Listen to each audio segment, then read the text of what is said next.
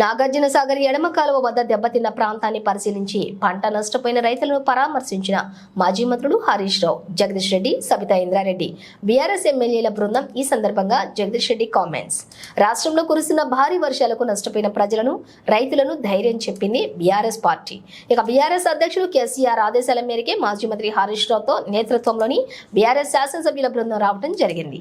ఆపత్కాలంలో రాజకీయాలు చేయాల్సిన అవసరం మా పార్టీకి లేదు. ప్రజలకు ధైర్యం చెప్పవలసిన ముఖ్యమంత్రి 2 రోజులు పత్తా లేకుండా పోయి తన తప్పును దాచిపెట్టుకోవడానికి కేసీఆర్ పై, మా పార్టీపై విమర్శలు చేశారు. దానంతల దిగలే ఇది ప్రకృతి విలయంతో వచ్చింది కాదు అనే మాట స్పష్టంగా చెప్తా ఉన్నారు ఇవాళ రైతాంగం అందరూ కూడా. ఈ కాలువ కట్టలు తెగడానికి కారణం వాళ్ళే. నిన్న ఖమ్మంలో కొట్టుకపోయి వరదలో కొట్టుకుపోయి ప్రజలు చచ్చిపోవడానికి కారకులు కూడా వాళ్ళు. మేము ఇది బాధ్యత రాజ్యాంగంగా మాట్లాడడం లేదు, రాజకీయాల కొరకు మాట్లాడడం లేదు. 9 గంటలు వాళ్ళ కళ్ల ముందు ఎదురు చూసుకుంటూ కూర్చుంటే కూడా కనీసం ఒక హెలికాప్టర్ కొరకు ప్రయత్నం చేయలేదు. పైగా పొద్దు ఊకిన తర్వాత ప్రజల్లో తిరుగుబాటు మొదలైన తర్వాత వచ్చి ముసలి కన్నీళ్లు గారుస్తున్నారు. మేము ప్రయత్నం చేసాం, దొరకలేదని ఒక ఆయన, ఆంధ్ర ముఖ్యమంత్రి మాట్లాడిన ఒక ఆయన, ఉన్నది తెలంగాణలో, తెలంగాణ ముఖ్యమంత్రి ఏమైండు. ఏం జరుగుతుంది అసలు ఈ రాష్ట్రంలో? ప్రజల్ని గాలికి వదిలేసి ముఖ్యమంత్రి, మంత్రులు జల్సాలలో ఉన్నారు.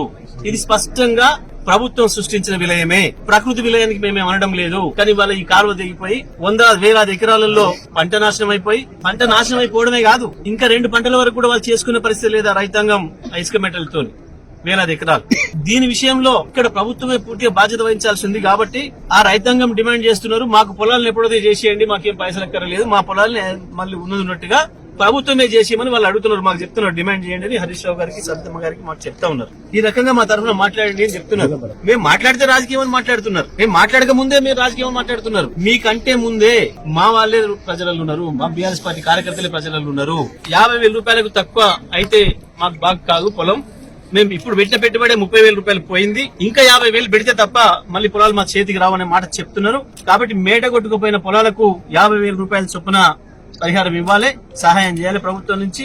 మిగతా పొలాలకు మొత్తం కూడా ఏదైతే పంట నష్టపోయిన పొలాలకు 30,000 రూపాయల చొప్పున పరిహారం ఇవ్వాలి. ఇది మేం కొత్తగా చేసిన డిమాండ్ కాదు, ఇది గతంలో కాంగ్రెస్ పార్టీ కూడా చెప్పింది. కాంగ్రెస్ పార్టీ ఇప్పటి పిసిసి అధ్యక్షులు కావచ్చు, ఇప్పుడున్న మంత్రులు కావచ్చు, ఆ రోజు చెప్పిన డిమాండ్లే ఉన్నాయి. వాళ్ళు ఆ రోజు ఏదైతే ప్రజల తరఫున డిమాండ్ చేసిండ్రో, ప్రజలు చెప్పిన పద్ధతిలో దాన్ని అమలు చేయమని చెప్పి మేము అడుగుతా ఉన్నాం, డిమాండ్ చేస్తా ఉన్నాం బీఆర్ఎస్ పార్టీ తరఫున.